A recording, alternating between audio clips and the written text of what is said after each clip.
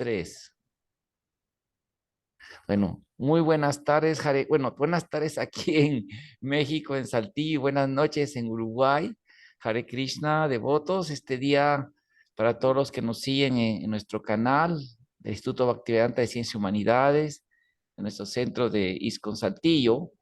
Este día tenemos el gran gusto de tener a la presencia de Lakshmipati Das Prabhu, el doctor Luis Uribe, quien es, él es su profesión, es de profesor de Lila Uribe. matemáticas y tiene también un doctorado en literatura y de la cultura védica de la India.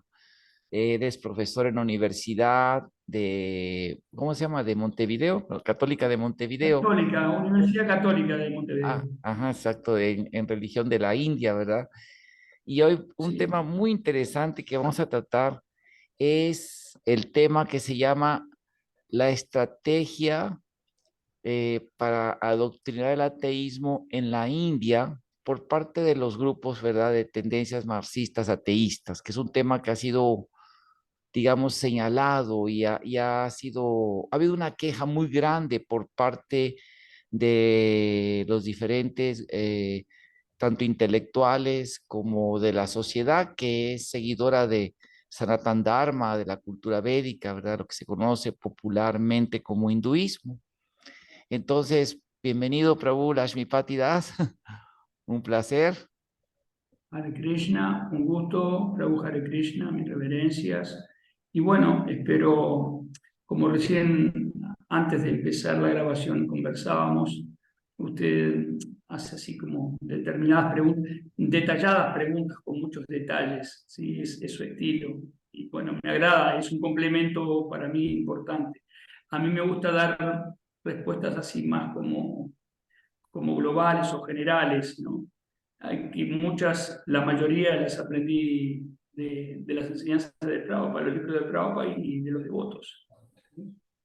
Muchas Aunque hay gracias. distintos elementos. Prabhupada proporcionaba como soluciones muy globales, ¿sí?, a todo. Eso es algo que siempre me llamó mucho la atención. Tenía esa cualidad, o sea, es como que ve desde la altura las cosas. Claro.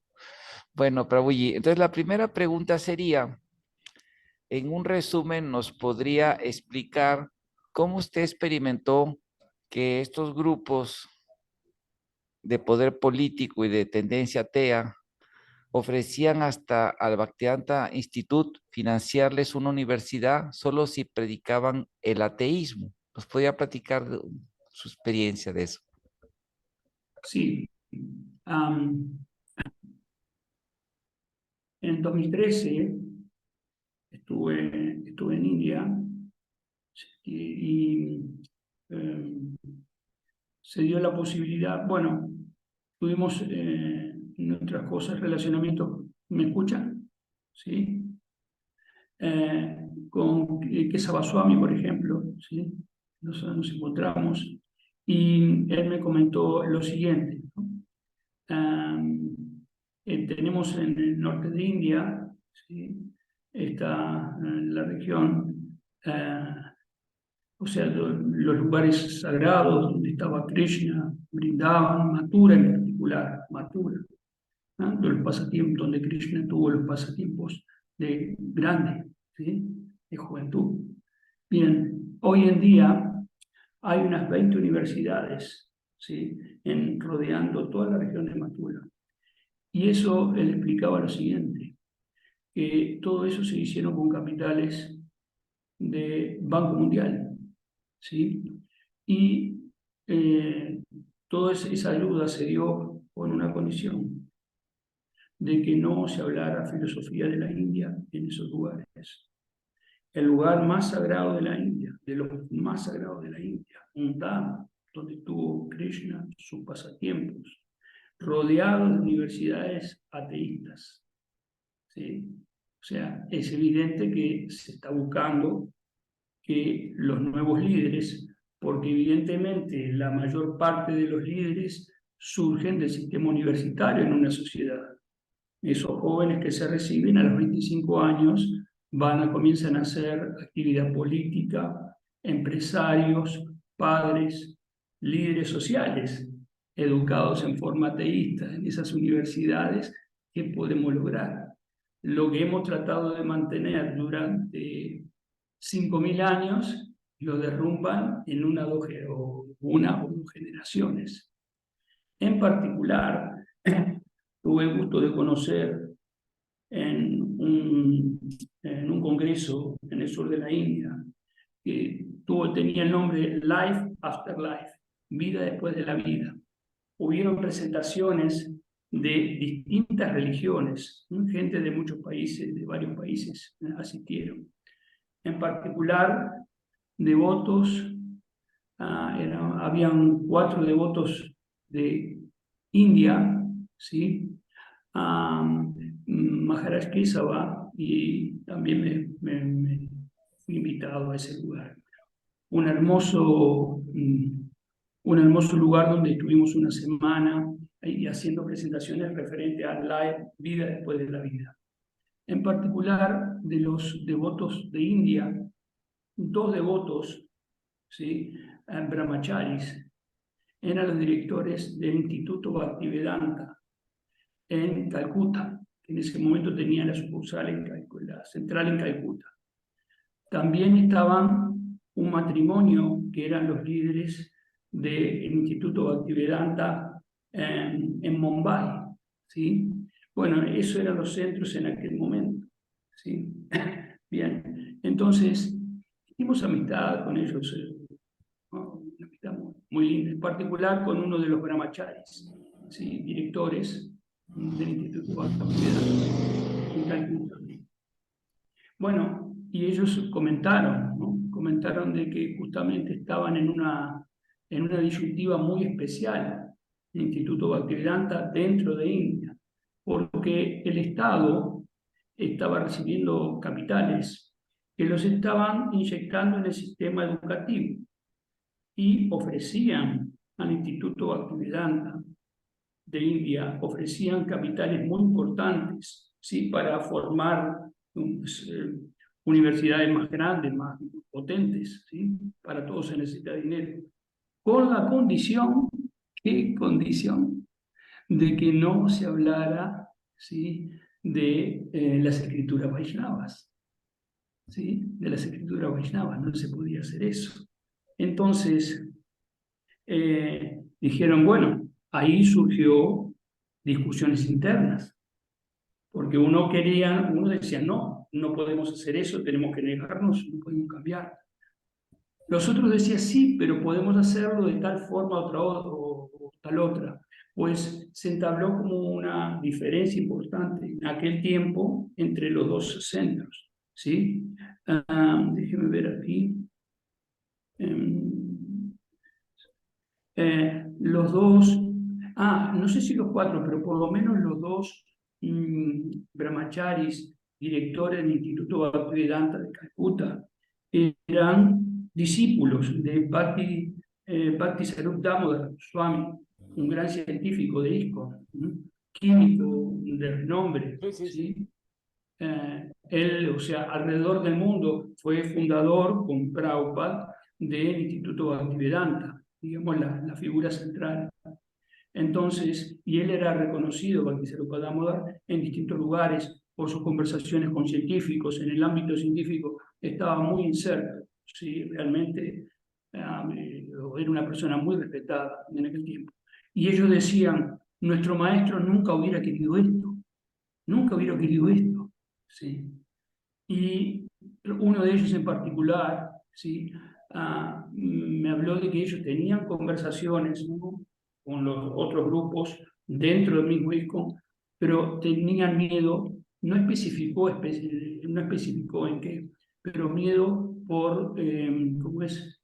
Físico, ¿sí? Porque podía haber algún problema de ese tipo, porque estaban en juego cosas muy grandes, ¿sí? En aquel momento, ¿sí? Hoy en día también, o sea, yo sé, he visto por internet, están en, digamos, o sea, se los ve saludables, bien, ¿no? Pero era algo que en aquel momento yo digo, no entendía cómo estaba armado. Ahora con la distancia, con otras visiones, uno ve un ajedrez que se está donde se están moviendo fichas. ¿Sí? Cuando las personas se vuelven muy importantes y se vuelven relevantes, ¿sí?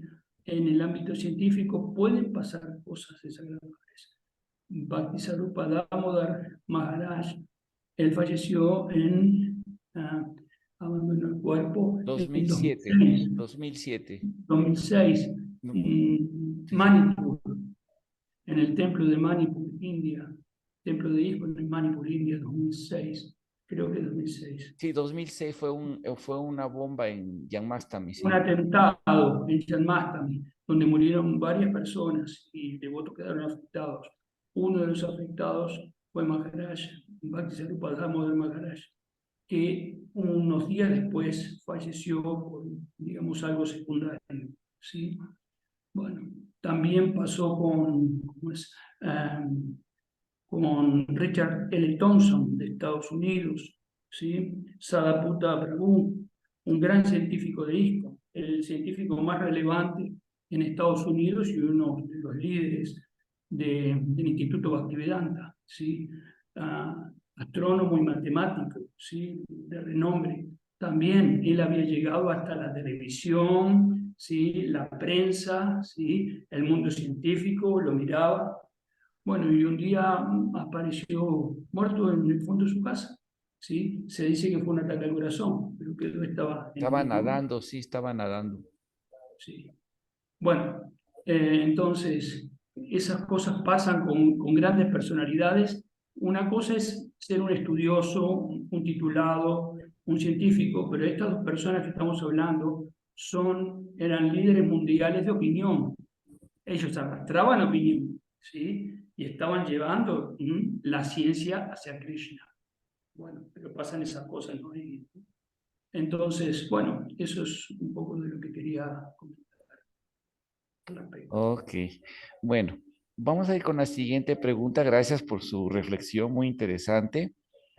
A principios del siglo 2000 hubo una gran queja, ya que los partidos de tendencia secularista y comunista que gobernaban a India lanzaron una gran campaña para desacreditar la historicidad de la cultura védica, poniendo en los ministerios de educación intelectuales orgánicos a predicar su filosofía teomarxista, predicando el negacionismo histórico de Krishna y Ram por ser los ejemplos principales del partido tradicionalista Bharatiya Janata Party, donde pertenece el actual primer ministro Modi. Por ello, los enemigos de dicho partido constantemente hacen ataques contra la cultura védica, pero hace mucho tiempo la academia reconoce a Krishna como y a Ram como figuras históricas. Pero bueno, para no alargar mucho, para que ustedes por ejemplo, en mi tesis doctoral, yo le dediqué casi como, hice una antología, cuando llego al siglo XX, dedico como tres cuartillas de puras citas de especialistas, ¿cómo se llama esto? Especialistas, indólogos, historiadores de la India, arqueólogos de la India, de los más destacados y los eruditos desde 1800 hasta ahorita, cómo reconocen a Krishna como una figura histórica. Incluso hay un libro, el más reciente de estos es el doctor Eddie Bryan, él es doctorado de Harvard y da clases ahí en una universidad ahí de Nueva York, y su libro fue editado por la Oxford Press, editorial de la Universidad de Oxford University Press, que se llama The Quest for Historical Krishna, la búsqueda por el Krishna histórico, ¿no?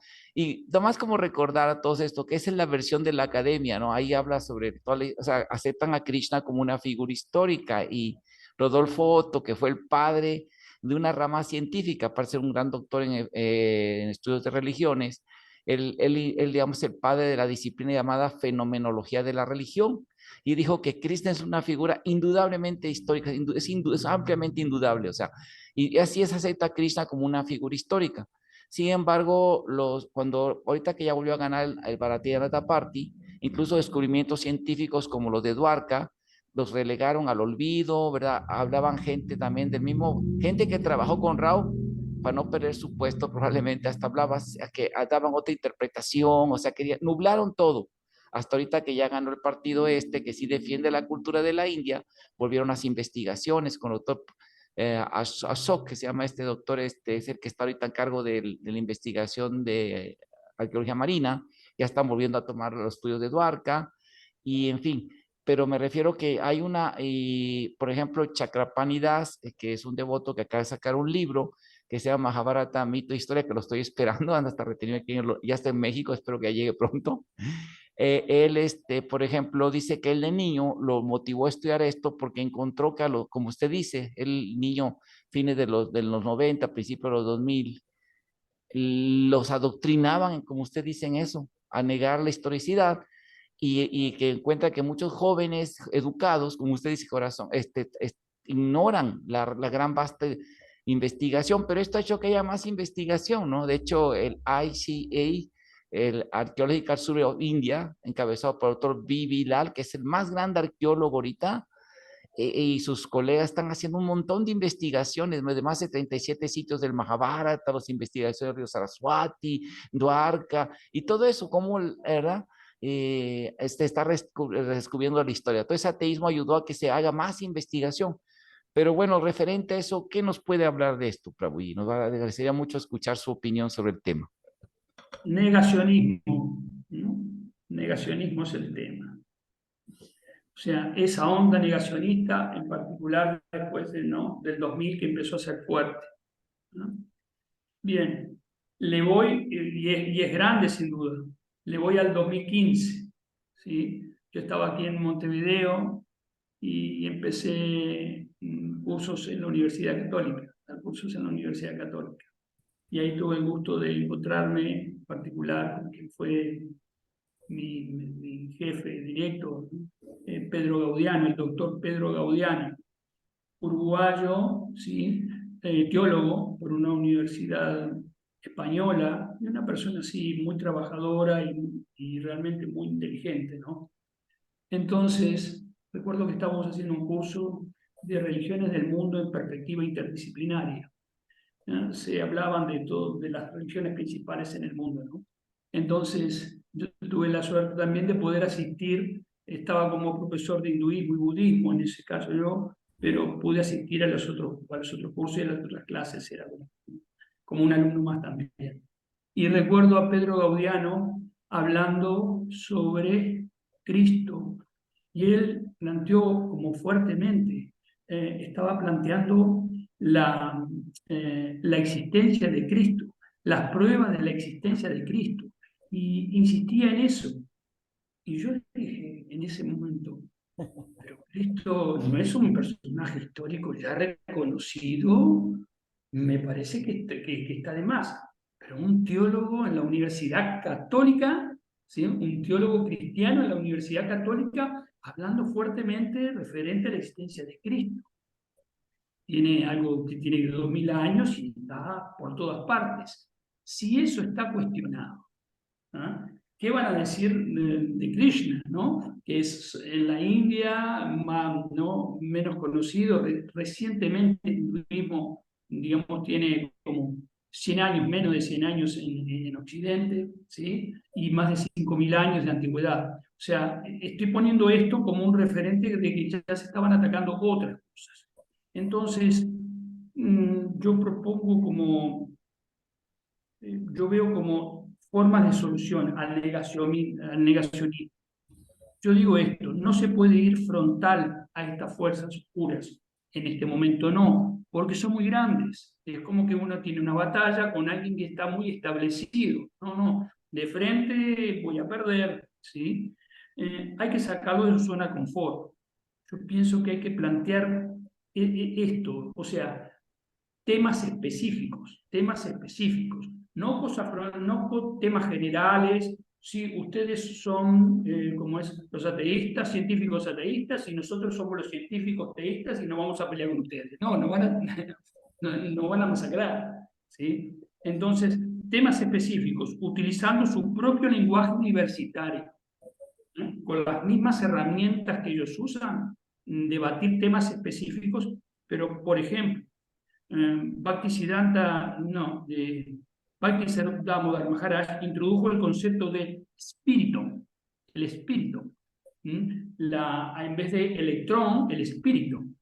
Él decía que el espíritu es la jiva, ¿no? Védica, ¿sí? El alma espiritual, pero con un nombre diferente, el espíritu, y tiene libros referentes a eso, ¿sí? Entonces, habla sobre la existencia del espíritu, sus cualidades, ¿sí? Decía que es como el electrón, ¿sí? El espíritu es como el electrón, pero con conciencia propia. Y él hablaba, Bhakti-Sarupa Damodar, hablaba de introducir el debate de la conciencia, pero desde un punto científico. La conciencia, pero desde un punto de vista científico. ¿Sí? ¿Qué pasa? Ese tema en particular ha sido tratado, lo han puesto en una casilla que es la metafísica, lo que está más allá de lo físico. Eso no es científico. No, lo que hay que hacer es bajar la metafísica e introducir la metafísica en lo físico, en lo científico, con las normas científicas, ¿sí? Hacer un estudio científico. Y eso es lo que presentó él. Entonces, eso es una de las formas. Pero no solo eso, ya Prabhupada, muchos años antes, había introducido, como es un concepto que es el de materia y antimateria. Srila Prabhupada hace la introducción de Viaje Fácil a Otros Planetas, está genial. Él habla de materia y antimateria. Y él critica el sistema científico, lo descarta, cuando hablan de que la antimateria son los electrones girando en sentido contrario, cuando se juntan o no, la materia con la antimateria hay una destrucción. No, no, estaban hablando de lo mismo, eran las mismas partículas girando o moviéndose de otra manera. Eso también es material, decir, ¿no? Lo que llaman antimateria también es material. ¿Ah? Materia, en realidad, la diferencia entre materia y antimateria tiene que ser total. Las cualidades de uno y son las anticualidades del otro. Entonces, Prabhupada dijo esto: materia, ¿cuáles son las cualidades relevantes que uno puede ver? Es Asat, Achit y Nirananda, la materia. Asat, Achit y Nirananda. Asat, que es pasajera, todo lo material es pasajero, pasa por 6 cambios. Nace, se desarrolla, tiene sus productos, se envejece, enferma y muere. Eso pasa con la materia. Es claro. Es Asat. Achit no tiene conciencia, es algo que sin la vida no, evidentemente está como muerto. Sí, todo el mundo lo puede entender. Es Achit, no tiene conciencia. Y Nirananda está destinado siempre a la destrucción. Esas cosas son bien sencillas y directas. Y después habla la antimateria, ¿sí? Satchidananda, la partícula de antimateria, Satchidananda. Sat, eterna, Chit, con conocimiento y capacidad cognitiva. Ananda, y Ananda, que es todo lo que hace, todo lo que concierne a la partícula de antimateria, ¿sí? Termina bien, de una forma. Hablando de materia y antimateria. Prabhupada, hace muchos años atrás, lo hace en Viaje Fácil a Otros Planetas. Ejemplo de eso. Bueno, y déjenme ver más. En el espíritu, bien. Bien, por eso le digo, y hay que entrar con cosas específicas. Si uno lo hace con algo grande, no, un tema. Ni siquiera le hablo del alma, ¿sí? Porque ya lo descarta.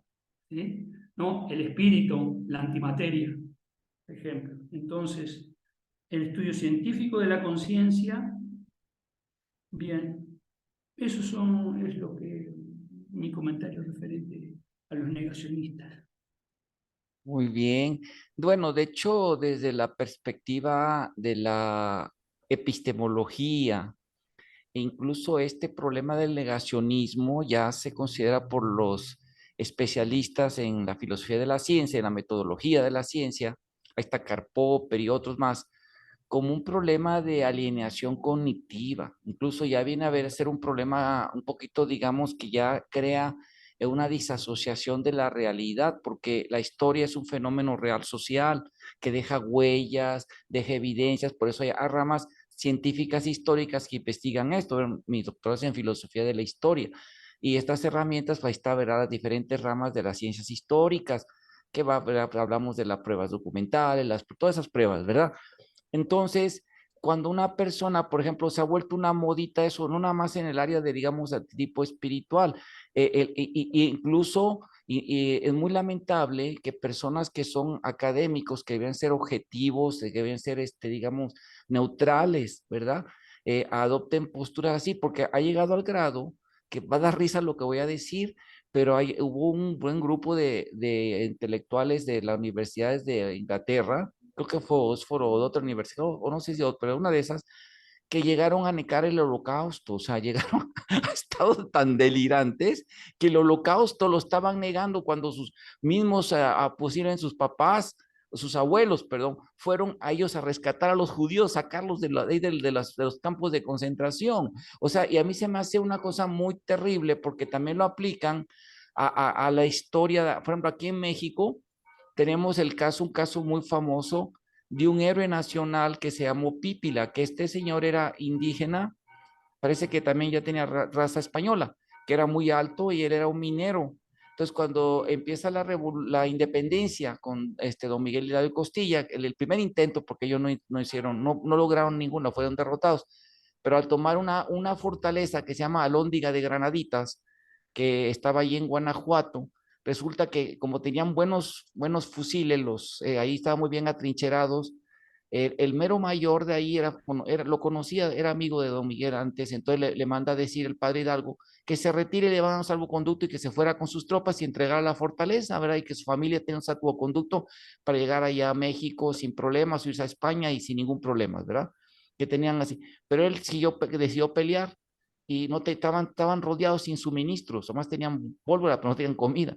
Entonces, entonces a este señor se pone una loseta grande de cantera que pesaba y que era muy fuerte y la arrastró para que les sirviera de blindaje a los ataques de los fusileros y puso brea, o sea, petróleo y ¿cómo se llama? Y puso petróleo y encendió la puerta que empieza a arder y ya cuando está ardiendo hay un disparo así que mandan de metralla que lo mata al pípire y muere ahí. Está su familia, su caso de nació, su acta de nacimiento, está todo, está su de bautismo, todo está eso ahí. Bueno, pues nada más que el hijo del general Quedó sin voz, pero mujer sí, Krishna. sí, perdón, sí. Ahora recuperó. Ok, ok. A ver, voy a repetir. ¿Sí me escuchó la historia al principio? Sí, fue 10 segundos que quedó sin, Bueno, estoy sin hablando sonido. de un personaje llamado el Pípila, que fue un héroe que cargó una loseta porque era un minero y abrió una fortaleza. Y el general, el que estaba en cargo, el mayor que estaba a cargo allí, murió peleando, el español, que le habían dado un salvoconducto para que fuera, le iban a dar libertad de que se fuera. Entonces, todos los insurgentes tomaron su casa porque era muy rico y asaltaron y hasta abusaron, creo que, de sus hijas. Pero el hijo de él, cuando ya se hizo el gobierno, porque fue dado por los españoles, la independencia española de México, fue por los mismos que mataron a los insurgentes, quería ser el historiador oficial de la crónica y no se lo dio el gobierno ese mérito porque era hijo de un español que fue contra los insurgentes. Entonces empezó a negar así que no había existido el Pípila. Pero no, el que hizo la crónica dio los datos de los testigos y todo, y está su casa, está todo. Pero entonces de repente hay gente que de repente salen académicos, así como fuera de no sé quién llamar la atención, diciendo que no existió. Cuando están todas las pruebas, evidencias, está ahí su casa, hasta su ropa está ahí, ¿no? Pero salen con cosas locas, ¿no? O también ha dicho eso del sí campeador, o sea, como que agarran una modita así como, no sé, como que llega a un punto de delirio, ¿no? Y es muy triste eso, porque imagínense, personas que sacrifican su vida, como en este caso una persona que dio su vida para que haya un país que tenga, pues, valores, tenga, ¿verdad? Tengamos la libertad de los derechos así constitucionales, y que es un sacrificio muy grande. ¿Y qué decir ahora ya cuando lo pasamos, como el caso del holocausto, que fue algo tan horrible negarlo? ¿Y qué pasa si lo pasamos todavía a las figuras religiosas que han dado tanto valor, ¿no? Como, bueno, de Cristo. Sí, los ateístas luego salen con cosas así, ¿verdad? No todos, digo, pero hay unos que sí están muy delirantes, ¿no? Pero no, la Academia de Ciencias no salen, no, a menos, no, digo, no, esa gente esas tesis no se aceptan, pero sin embargo lo usan para confundir a la gente, ¿verdad? Sí, Prabhu. Bueno, vamos a pasar ahorita al siguiente. Muy bonito su reflexión, me No, gustó mucho. ¿Quería decir algo? Sí, adelante, adelante. referente a eso que usted decía, su santidad Krishna Kshetra Swami dice que hay tres formas de discutir un tema. Discusión en la ignorancia, discusión en la pasión y discusión en la bondad. En la discusión en la ignorancia, uno discute para destruir al oponente. En la discusión en la pasión, uno discute para ganarle al oponente. Discusión en la bondad, uno discute para encontrar la verdad, ¿no? Bueno, él establece que justamente tenemos que tratar de hacer discusiones, que son sanas las discusiones, que es bueno el debate, la cultura del debate, en particular en nuestra tradición védica, el Vaishnava, en mucho de la discusión filosófica, pero en la bondad, para encontrar la verdad, no para ganar a otro y menos para destruir. Muy bien. Bueno, otro tema sería. Ay, perdón. Ahí se me hizo chiquito, permítame tantito. Ok. Ok.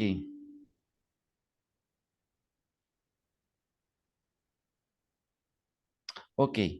Me gustaría hablar como al final de un artículo que escribí sobre Dwarka, de las hallados de Dwarka, que así me lo han laureado muchos académicos, eso lo pasé en 2 sitios de investigación, porque es en el Journal del Dharma College International, ahí lo editamos, y resulta que me han escrito muchos arqueólogos, a historiadores, tanto de India como occidentales, diciendo que buenísimo el artículo. Yo puse Me una, lo tiene que pasar, sí, yo me lo puse una tiene que cosa pasar. interesante. Sí, mire, puse una cosa interesante que dice así.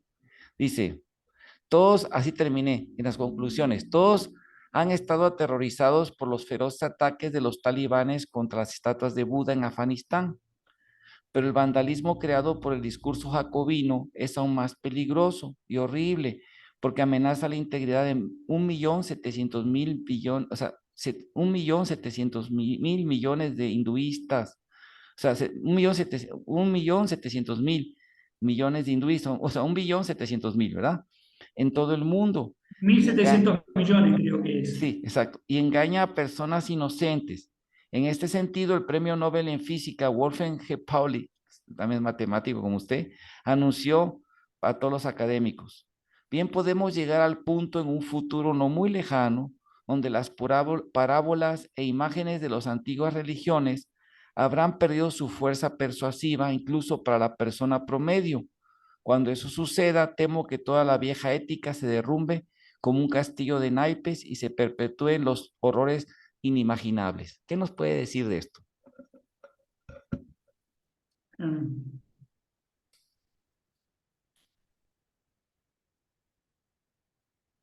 Eh,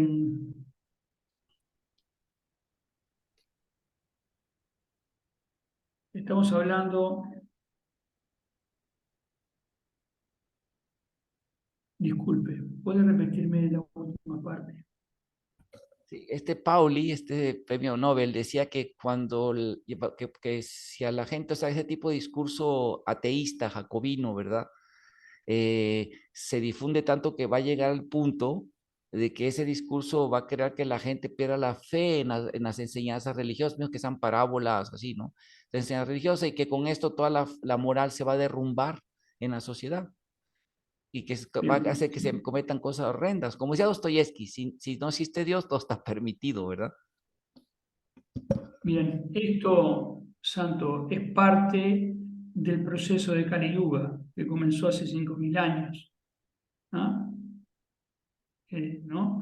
Estamos en una época donde se sabe que la humanidad se está degradando, ¿sí? Y lo que usted comenta es una de las partes o de los aspectos o de la pata de la degradación, ¿sí? A través de los discursos de otros, ¿sí? Que van talando dentro de la sociedad.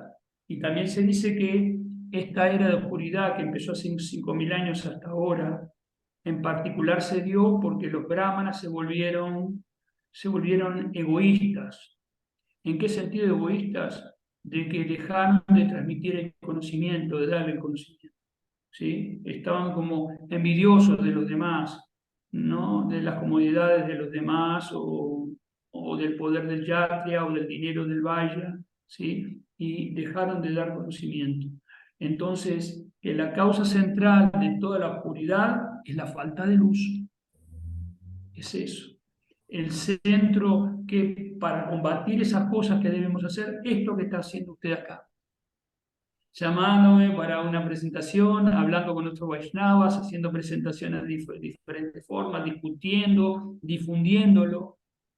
Cuando más hagamos este tipo de trabajos, más luz se va a dar. Algunos darán luces más grandes, otros luces más pequeñas, otros luces en Oriente, en otro Occidente, pero la suma de esas luces es lo que cuenta, más allá, ¿sí?, de lo que hagan los demás. Esas cosas se combaten con luz, con esto, con estos debates, estas presentaciones, con mostrarlo a la gente, que te están mostrando algo que te va a traer un sufrimiento nada más. Te quitan todos los, o sea, ¿cómo es? Aquellos soportes, lo espiritual, que es lo que es el sostén de la humanidad, lo espiritual. Lo que hace diferente al humano de cualquier otra especie es la espiritualidad. Te quitan la espiritualidad, comer, dormir, aparearse y defenderse. Vida animal, ¿sí? Hasta por eso, ¿no? Es como, no debe elegir inteligentemente, ¿no? La espiritualidad es la salvación. Bueno, pero depende también entonces de nosotros que divulguemos estas cosas. Muy bien, lo suyo, Buenas. Muy bien. Bueno, estamos a un punto de terminar la primera sección.